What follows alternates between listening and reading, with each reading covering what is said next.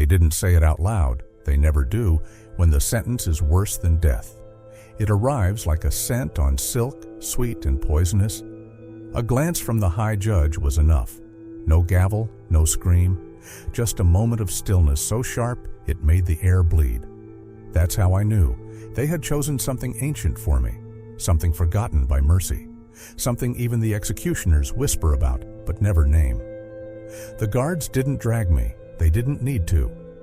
I walked because that's what the condemned do when the punishment is too cruel to fight. My wrists were tied with red cord, soft, ceremonial, mockingly gentle. I smelled honey on one of their sleeves. At first I thought it was an illusion, but it returned again, heavier, sticking to the back of my throat. We passed through the emperor's garden. I remembered playing there as a boy, tossing stones into the lily ponds. Now the lilies turned their faces as I passed. Even the dogs looked away. The wind stopped blowing. Time stopped counting. Nothing wanted to witness this. Then we went beneath the earth, past the temple cellars, past the burial chambers of forgotten kings. Down where no voice echoes. Down where the stone is warm and the light feels guilty for shining. That's when I first heard the sound. Wet, rhythmic, a slow stirring. Something wooden, something floating. And then a voice. It didn't shout. It didn't plead. It whispered my name in a tongue older than guilt. That's when the shaking started. Not in my hands, but in my memory. I remembered stories told to scare children. Punishments not written down, only passed in warnings between frightened soldiers. I had not been sentenced to die. I had been chosen to vanish. And something was waiting. If you're drawn to the shadows of forgotten history and ready to face what was never meant to be remembered, drop "I'm ready" in the comments. Let the world know you've heard the whisper beneath the silence. Tap the thumbs up, hit subscribe, and step deeper into the dark. The construction of the punishment device was not chaotic or hastily built. It was deliberate, refined, and terrifyingly specific. 2 hollowed-out boats or troughs were placed on top of each other, almost like a coffin split in half. The bottom shell cradled the victim's body, while the upper shell covered their torso and limbs, leaving only the head, hands, and feet exposed to the open air. This wasn't mercy. It was part of the design. By allowing the flesh to remain exposed, they turned the victim into a slow feast for every crawling, biting thing drawn to rot. The wood was curved and tight, not to crush, but to restrain. There was just enough room to breathe, just enough to live, but never enough to escape or rest. The placement of the device mattered. They didn't leave it in a dungeon or a dark hole. They carried it to the edge of a stagnant river or swamp, where the air hung thick and still, full of gnats, mosquitoes, and decay. This wasn't an accident. Running water might have cooled the flesh or washed away filth. But stagnant water nurtured the perfect storm, filthy, hot, and swarming. They would position the body where the sun was strongest at midday, letting it burn skin already smeared with honey. Yes, honey. That sweetness was no ritual, it was a weapon. They coated the face, the hands, the feet, and sometimes the eyes and genitals with honey to attract insects more quickly. What started as a sticky glaze became a pulsing living film of bugs that buried themselves in skin and stayed there. Even survival was part of the plan. They fed the condemned not to show mercy, but to keep the punishment going. Using tubes, sometimes reeds, sometimes animal intestines, they forced milk and honey into the mouth every day. This strange mixture wasn't chosen for nutrition, but for what it did inside the body. It triggered diarrhea and vomiting, causing the victim to soil themselves within the closed chamber. There was no drainage, no cleaning. The waste sat, pooled, baked in the sun, and slowly soaked back into the flesh. It caused rashes, infections, and deep ulcers that opened the body to even more invaders: ants, wasps, beetles, worms. Guards maintained the device daily, not with kindness, but with precision. They ensured the victim didn't die too early. If unconsciousness came, they shook them. If silence stretched too long, they checked for breath. They poured more honey. They repositioned the device if the light shifted. Sometimes they moved the whole structure slightly into the water so leeches could join the process, entering every available wound. The guards weren't torturers in the traditional sense. They didn't swing whips or break bones. Their job was colder, to keep the machine running, to make sure the death stayed alive. This wasn't improvised cruelty, it was engineered pain. Each part had a purpose, and every element increased suffering. Heat, light, insects, waste, time, all calculated, all placed. It was a system built not to kill, but to erase. Not quickly, but completely. In the vast and richly documented history of the Achaemenid Empire, a curious silence echoes where one would expect a roar. There is no known Persian record of Scaphism. No imperial scroll, no inscribed tablet, no court edict mentions it. This is especially strange given the empire's otherwise detailed administrative and legal texts. Persian kings were methodical in documenting law, punishment, and governance. From tax codes to treaties, they kept records with pride. Yet on Scaphism, one of the most grotesque and psychologically haunting execution methods ever described, there is only a gaping void. The only surviving descriptions come from Greek historians like Plutarch, who wrote about it centuries later. But from within Persia itself, nothing. This absence raises the question, was it forgotten naturally, or was it made to disappear? One possibility is deliberate erasure. The Persian Empire, particularly under Darius and Xerxes, was deeply invested in projecting itself as orderly, divinely guided, and just. They were not shy about displaying punishment. Stone carvings at Persepolis show bound captives, and inscriptions describe rebellions and how they were crushed. But these depictions are stylized, clean, almost sterile. The gruesome mechanics of violence are left out. Scaphism, however, is the opposite. It is ugly, drawn out, and humiliating. If it ever was used, it would have clashed with the image the kings wanted to preserve. Persian ideology, heavily shaped by Zoroastrian principles, viewed truth, asha, as sacred. To employ a death so mired in rot, filth, and bodily corruption may have been considered not only horrifying, but impure. Recording it could have been seen as defiling the archive itself.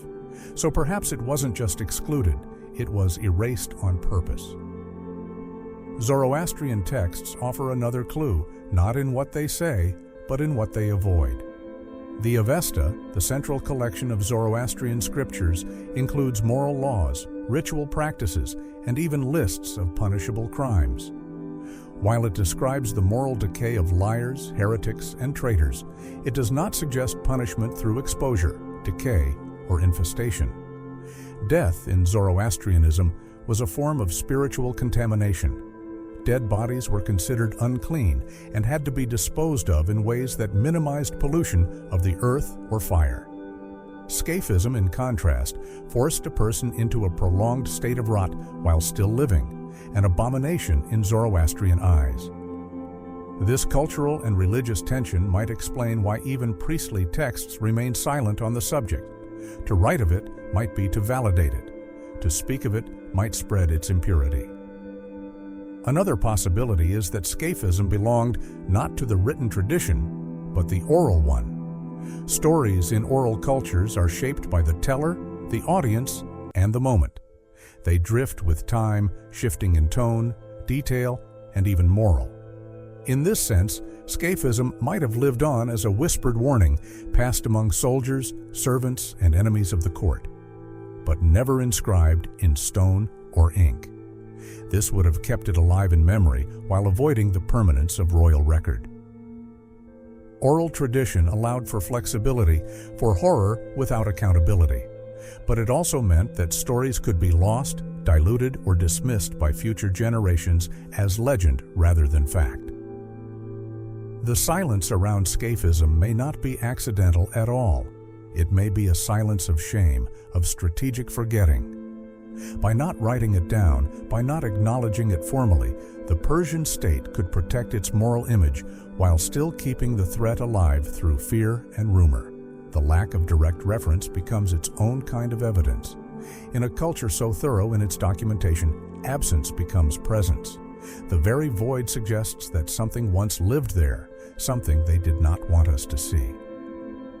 In the heart of Zoroastrian belief lies a sacred distinction between purity and pollution, between order and chaos, between what belongs to the divine and what serves the forces of darkness. Life, breath, and fire are sacred. Death, decay, and rot are deeply defiling. Within this framework, the body is not simply a vessel, it is a battleground. To allow it to rot unnaturally, especially while still alive, is to allow the enemy, Druge, the lie, and the defiler, to seep into the world. Scaphism, when seen through this lens, was not just a punishment of the flesh. It was a spiritual annihilation, a living death that blurred the line between body and corpse, casting the victim into a state the Zoroastrians considered both cursed and contaminating. In this view, Scaphism was not merely cruel, it was profane. Zoroastrian priests took extreme care with death rituals. A body, upon its final breath, was immediately considered a source of corruption. Corpses were not buried, for to do so would pollute the earth, which was sacred. They were not burned, for that would defile fire, another divine element. Instead, they were left atop towers of silence, open to the sky, exposed to vultures, so that the bones could be stripped clean without spiritual offense. Every step was designed to protect the world from corpse matter, from Nasu, the demon of decomposition. Scaphism, however, forced the victim into a living decay. Still breathing, yet already rotting, this was a direct offense to the cosmic balance. It kept Nasu present and active in the world, not in a corpse, but in a man still aware of his suffering. To be caught in such a state was more than torment. It was spiritual exile. The victim was not only dying, he was being unburied. Trapped between the realm of the living and the realm of the dead, unable to be ritually cleansed or laid to rest, he became untouchable, a walking pollution. In Zoroastrian thinking, such a soul might be damned, not through judgment, but through sheer abandonment. No prayer could lift him, no fire could purify him. He had become a wound in the fabric of the world, a rupture that could not be stitched closed. It is possible this was the true horror of Scaphism, not just the bodily pain, but the irreversible spiritual defilement that came with it. Other forms of punishment, beheading, hanging, even impalement, were brutal, but they were clean in a religious sense. Death came quickly. The body, once dead, could be dealt with according to ritual law. Even traitors or rebels could, in theory, be returned to purity through proper rites. Scaphism destroyed that path.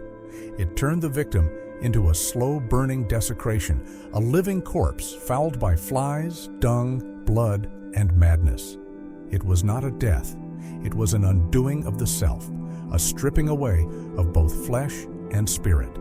The longer the man lived, the more polluted he became.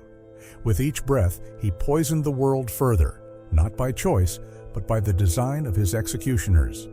In this way, Scaphism could be seen as a deliberate ritual of spiritual exile, a public display of what it meant to be cast out, not just from society, but from the divine order itself. It created not a martyr, not a criminal, but a symbol of everything that must be pushed away, forgotten, erased. It was a curse given form. And once the process began, there was no return, not in body, not in soul.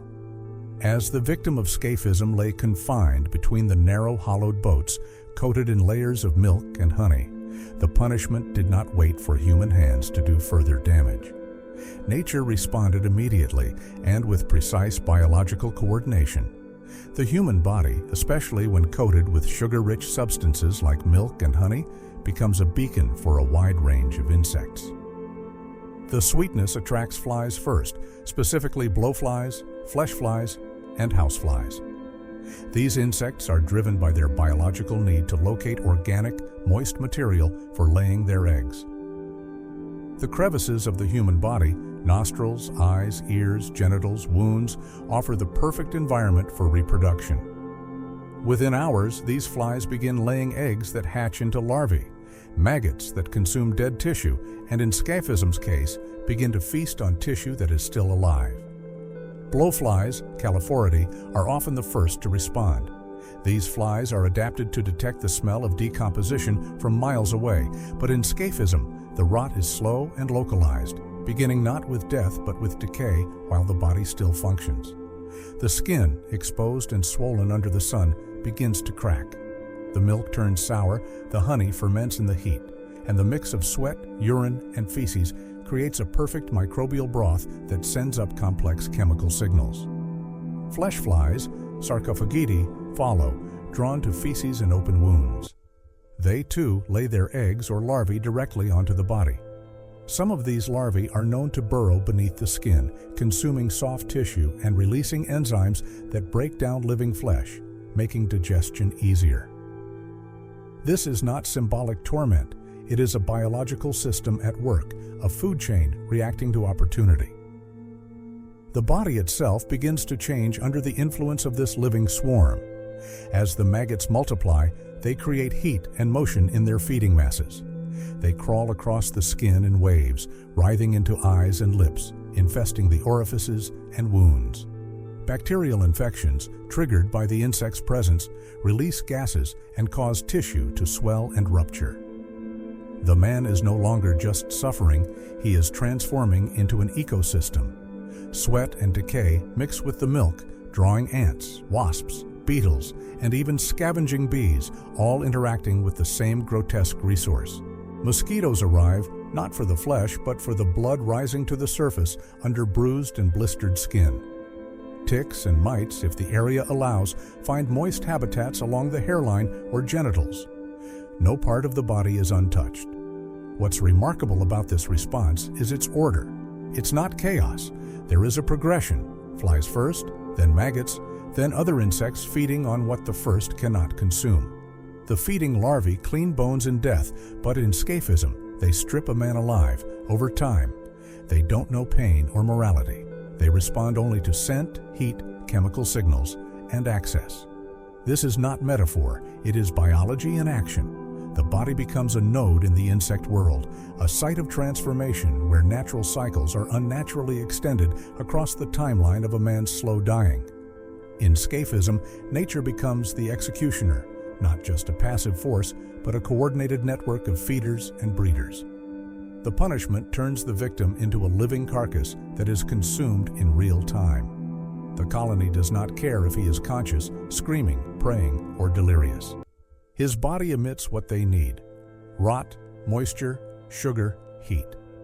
In that moment, he ceases to be a man and becomes part of a living hive, a sacrifice not to gods or kings, but to insects, following instincts older than humanity itself. The horrors of Scaphism did not end at the edge of the boats or with the suffering of the victim. Those who stood nearby, whether by duty or accident, found themselves caught in a different kind of torment, one that lived in the senses. Guards assigned to watch the punishment, villagers who passed by, even children who didn't understand the full meaning of what they saw, all left with memories they could not unsee or unhear. The agony echoed beyond the body in the boats. It entered ears, clung to skin, settled in the mind, and stayed there, sometimes for a lifetime. The sounds were what most witnesses remembered, not the image itself, but the noise that surrounded it. The buzzing of flies was never just a background hum. It was constant, rising and falling, thick like a living fog. Guards often spoke of how it grew louder day by day as more insects arrived and the swarm thickened. It wasn't the natural buzz of a summer field. It was a frenzied, urgent noise, a vibration of hunger. It surrounded the man's body and radiated outward, reaching everyone nearby. The noise became so intense that some reported hearing it long after they'd left the site. It echoed in dreams, pulsed in their ears during moments of silence. The flies, in their thousands, became the voice of the punishment itself. Then there were the sounds that came from the victim. These were not screams like in stories, clean, sharp, and cinematic. What witnesses described were sounds that confused and frightened them because they were so unnatural. A cracked voice that no longer sounded human, begging not always for death, but for water, for the sun to stop, for the things around him to go away. Some said the man's words turned into whispers, then into broken breath. Some guards said they thought he had died, only to hear a sudden choking noise or the dragging rasp of his tongue trying to form a word. One guard reported that the man didn't scream, but made a deep, low moaning that shook something in his chest, not from pity, but from an ancient kind of fear.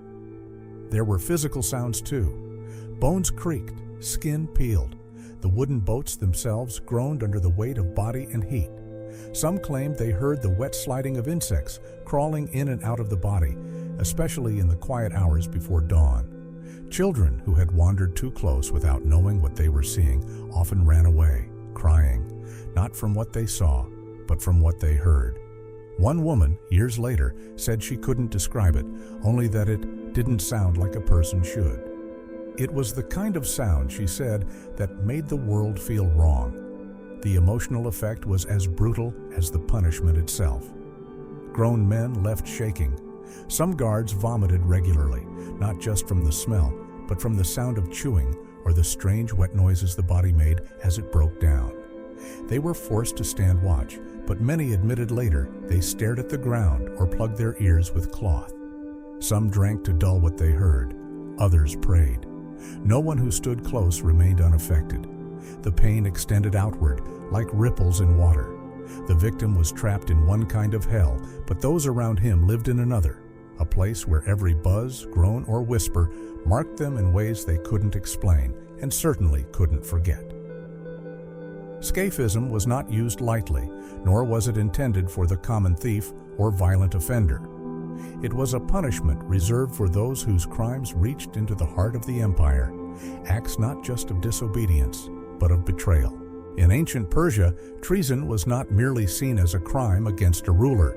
It was an assault on the divine order. The king was not just a sovereign, he was chosen by the gods, the center of the state, and a symbol of sacred authority. To defy him was to disrupt cosmic balance. The law, therefore, demanded more than death. It demanded total erasure, bodily, publicly, and symbolically. Scaphism was the answer to that demand. The legal codes of the time were shaped as much by fear as by order. In a court filled with whispers, alliances, and plots, paranoia was not just common, it was necessary. The Persian royal court, especially during the Achaemenid dynasty, was a place of deep suspicion. Advisors could rise or fall within a day. Brothers turned on brothers. Even sons were not spared the suspicion of conspiracy. Treason took many forms, passing information to enemies, poisoning an official, even speaking ill of the king in the wrong company. The severity of punishment was not just about the act itself, but about the message it sent to others watching. Scaphism, then, was more than justice. It was theater, a cruel and detailed performance meant to show the power of the throne and the total price of betrayal. The law didn't just call for execution, it called for a punishment that went beyond death. By choosing a punishment where the body rotted slowly in public, the empire didn't just destroy the traitor. It turned him into a lesson. It made his flesh into a warning. His suffering wasn't a secret carried out in the dark, it was a visible process, a tool used by the state to remind the people that loyalty was not optional and treason would never be forgiven. Examples of such political punishments were well known, and they were spoken of with a mix of fear and awe. A royal guard who had plotted to open the gates of a city to foreign invaders was not merely killed, he was sentenced to Scaphism, and his punishment was witnessed by his own family, who were forced to acknowledge his betrayal and live with the shame. Another case involved a court official who had passed sensitive military plans to a rival kingdom. His punishment was designed not just to end his life, but to remove all trace of it. His name was banned from record. His property was seized. His body was left to dissolve in front of the very soldiers he had betrayed. The law, in these moments, became a weapon. It was no longer just a means of regulation or protection. It was a tool of control. The execution was framed as lawful, but its real purpose was domination. The court didn't want silence. It wanted fear. It wanted rumors to spread, eyes to widen, and loyalty to harden. The empire knew that power could be maintained not just through glory, but through dread. Scaphism was how they turned that dread into something tangible. It was not used often because it didn't need to be. The memory of it, the law that allowed it, was enough to shape behavior. It was a legal form of psychological warfare, dressed in the robes of royal justice and sharpened by the constant threat of betrayal. When death finally arrived for the victim of Scaphism, it was not an ending, but an erasure. The body, bloated, broken, and stripped by rot and insects, was never retrieved. There was no family permitted to come forward, no burial rites, no grieving procession. The silence after death was part of the punishment. In Persian belief, the soul's passage often depended on the body being honored, ritually cleansed, and laid to rest. But for the condemned, none of that was allowed. Their corpse, left out on the raft or washed up along a muddy riverbank, was offered only to nature. No fire for cremation, no earth to shelter it, only exposure. The vultures knew when death had come. Carrion birds circled above as their sharp eyes caught the stillness. Their descent was quiet, methodical. Pieces of soft tissue were plucked, joints loosened, flesh was torn. River creatures joined in. Fish picked at what had sunk below. Crabs and insects found homes inside the hollowed ribs. The bones were scattered without pattern. Some floated downstream, catching on roots or vanishing into the current. Others were buried by mud, claimed by the riverbed. Without a grave, the body no longer belonged to the world of the living, and without a name, it no longer belonged to history. In a culture where lineage and memory defined identity, this was its own kind of annihilation. The records were silent. No scroll listed the victim's name, no monument bore their likeness, no descendant could claim them. The state made sure of that. The punishment did not stop at death. It aimed to erase legacy, to remove even the trace of human existence. It turned a man into nothing more than decay. Other bodies over time may have been honored. Even villains might be buried by loyal kin, but Scaphism victims were denied even that. The act of dying under such conditions wasn't just painful. It was meant to leave behind no closure, no final words, no prayer whispered over remains, no ashes scattered with care. There was only silence. Generations passed, and with no record, the story of the unclaimed body grew cold. Even the location of death was left vague. The river did not remember. The woods did not speak. Only the animals knew where the body had fallen apart, and they left no record but the occasional tooth or bone fragment hidden beneath leaves or silt. The memory of that person, wiped from official history, could only exist in whispers. Maybe a child once asked why bones had surfaced after a flood. Maybe a soldier, haunted by what he saw, passed on a half-true tale. But even those stories, drifting like mist, would fade. In the end, the punishment was not just to kill. It was to erase, fully, permanently, without trace. No one was meant to remember the man who died in the raft, no one to say his name aloud. And yet, that absence, that silence, became its own mark. The unclaimed body was not just a victim. It became a warning too big for words, a presence built from its own void. Without a tombstone, without a story, the body became legend in reverse. Not remembered, but felt, a shadow left by someone the world had been told to forget. On the first day, the mind still fights. The body is bound, but the thoughts race. Panic sets in quickly, deep, sharp, choking panic. The victim, still lucid, may scream, beg, plead, not yet realizing how slow this punishment will unfold. The heat of the sun beats down, and though the skin is only beginning to burn, the brain is already reacting. Cortisol floods the system. Breathing quickens, muscles tighten, but the ropes don't loosen. There is no movement, no escape. Hunger begins, though it's a dull ache. Thirst, on the other hand, is sharp. The mouth dries faster than expected. Lips crack. The body is covered in milk and honey, a sticky coating that draws the first flies. The buzzing begins. That sound will never stop. By the third day, something inside starts to fracture. The eyes burn from sun exposure. The skin blisters.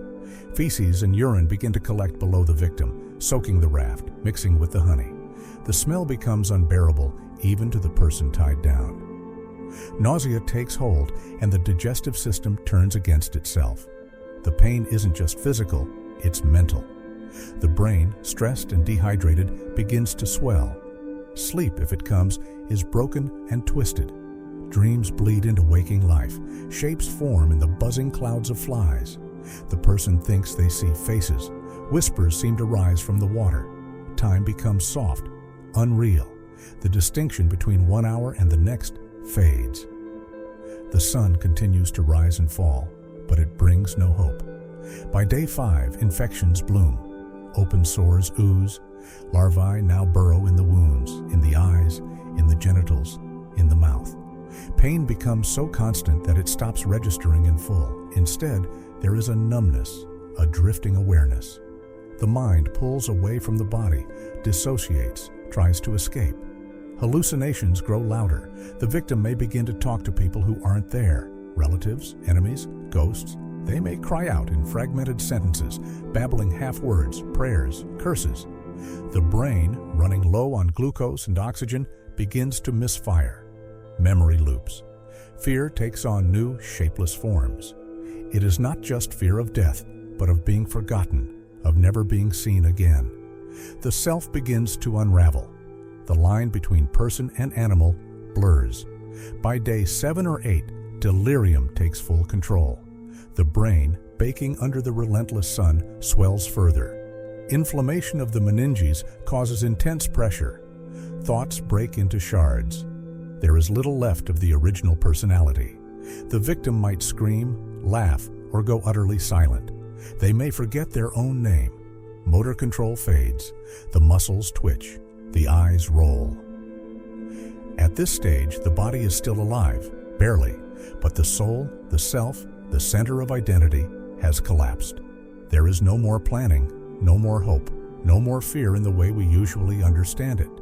Instead, there is a gray, endless present filled with pain, crawling insects, and the weight of time stretched far beyond reason. Even the instinct to survive, once so strong, begins to rot. Some part of the mind understands that there is no rescue, no end other than what nature will slowly allow. The buzzing of flies is now part of the soundtrack of thought. The smell of rot is no longer outside, it is within.